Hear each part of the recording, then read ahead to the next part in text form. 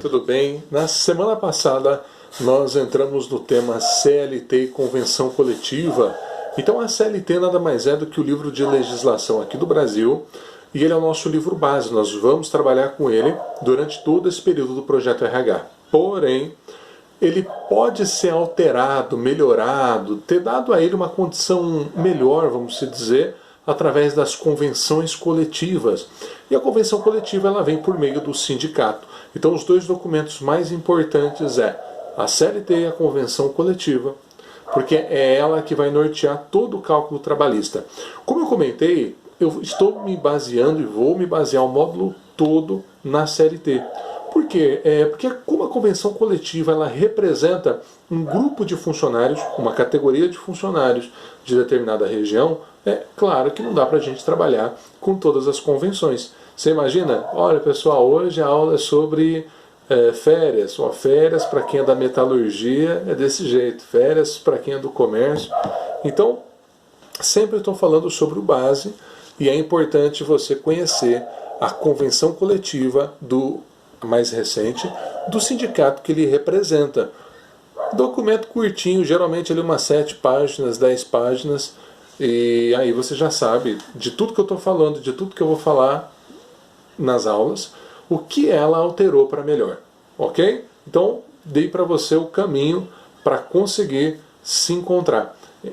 Entrou no site do sindicato, vai ter aba de convenção coletiva, é só baixar a última e ler. Se tiver alguma dúvida, manda e-mail, liga no sindicato, que com certeza o pessoal te responde ali em pouquíssimo tempo. E hoje nós vamos aproveitar para entrar no tema adicional, né? Adicional é todo o valor que o funcionário recebe por estar correndo algum tipo de risco de saúde ou de vida. Existem 3 tipos de adicionais, né? Que é o adicional de insalubridade, adicional de periculosidade e o adicional noturno. O noturno e o insalubridade, ele diz respeito a risco de saúde, periculosidade e risco de vida. Os nomes não são muito bonitos, né? Insalubridade, vamos imaginar que o ambiente insalubre é aquele que você tem o risco de adoecer. Então, por estar trabalhando num ambiente com esse grau de risco, você recebe a mais por isso, por estar exposto, né? Então, quando eu falo ambiente, vamos levar isso bem a sério. Por quê? Porque está mais ligado ao local do que a profissão em si. Exemplo, vamos imaginar a pessoa que trabalha na recepção e nós temos na mesma empresa 2 recepções. Uma, a pessoa recebe adicional de insalubridade, porque está num ambiente de risco, seja por trabalhar com pessoas infectadas, né, como por exemplo no hospital, e a pessoa vai fazer justamente o atendimento na ala mais perigosa desse hospital, por exemplo, e outra que está trabalhando com atendimento, mas no escritório desse mesmo hospital, na área comercial, longe desse risco todo. As 2 pessoas têm o mesmo cargo, mas uma tem adicional e outra não, porque uma está trabalhando no ambiente de risco e a outra não está trabalhando no ambiente de risco. O problema agora é o que é risco. Porque você há de concordar comigo. Imagina uma pessoa que tem mania de doença, tudo para ela tem o risco de ficar doente. Então ela tem que receber adicional. Para desempatar isso, para não dar esse problema, não ficar na interpretação, existem as normas regulamentadoras, né? A NR. E tem uma NR que chama NR15. Ela detalha melhor esse caso de adicional. É uma tabelinha que ele vai mostrar exatamente assim, ó, de tantos graus a tantos graus, o risco é mínimo. De tantos graus a tantos graus, o risco é médio. De tantos graus a tantos graus, o risco é máximo. E isso ela vai fazer com tudo que dá para medir, né? Então, graus para medir excesso de calor, excesso de frio. Decibéis para medir se o volume é muito alto e pode atrapalhar. Lumens, se a luminosidade é muito forte. Então, sempre tudo se mede, né? E na NR é só olhar. Fez a medição, olha na tabelinha, fala, esses funcionários ou esse setor, o risco é médio, o risco é mínimo, o risco é máximo. Ok? Você viu que fácil? É só olhar na tabela. E a empresa, antes mesmo de abrir, quando vai ser feito a licença para ela funcionar, o próprio corpo de bombeiros ali, ele já faz esse tipo de medição, ele mesmo levanta os riscos que esse lugar tem, e aí ele já também deixa bem claro, olha, quem trabalhar aqui recebe adicional, quem trabalhar no setor do lado ali recebe adicional.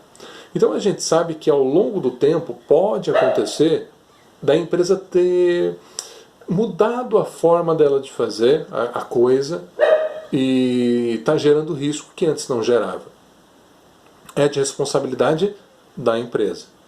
Porém, se avisar Ministério do Trabalho, Justiça do Trabalho, qualquer órgão do trabalho, ou até mesmo o sindicato, eles acabam fazendo ali uma vistoria, né, de forma anônima, para saber se de fato essa mudança que teve aumentou o risco ou não, a ponto de receber o adicional ou não.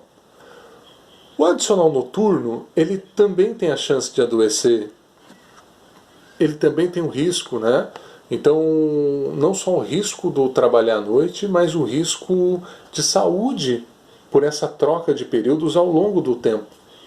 O adicional noturno, ele, diferente do perigoso e do insalubre, em que, se o perigoso o risco é de vida e o insalubre o risco é de adoecer, e eu acabei de dizer que o noturno também tem o risco de adoecer, mas ele está numa categoria diferente, porque o insalubre está ligado ao ambiente de trabalho, enquanto o noturno está ligado ao horário de trabalho. Então eles partem de pontos diferentes. Esse horário é das 10 da noite às 5 da manhã. Então, se alguém trabalha até 10 e meia da noite, todos os dias essa pessoa faz 30 minutos noturno, ok? Então, das 10 às 5. Em zona rural, esse horário modifica, mas a gente não vai entrar nesse detalhe, porque para nós o foco vai ser no perímetro urbano. Então, zona rural modifica, fica um pouquinho mais cedo, dependendo ainda se a pessoa vai trabalhar com pecuária ou com agricultura. Esse adicional noturno, ele não precisa de tabela, né? Então não tem uma tabela como o insalubridade, que tem o risco mínimo, o risco médio, o risco máximo. O noturno não.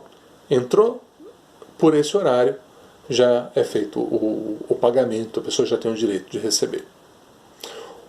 Hoje, então, nós falamos sobre os adicionais. Adicionais nada mais é do que um valor que a pessoa recebe extra no salário por estar correndo algum tipo de risco, ou de saúde ou de vida. Existem 3 adicionais: insalubridade, periculosidade e adicional noturno.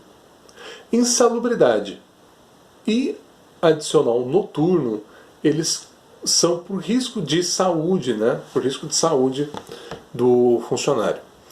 Para ficar muito mais claro que esse risco de saúde, a gente não pode esquecer que o noturno tem um horário bem definido no perímetro urbano, das 10 da noite às 5 da manhã, e também não podemos esquecer que existe a NR15, onde tem todos os critérios para que a gente saiba se esse funcionário tem direito ou não.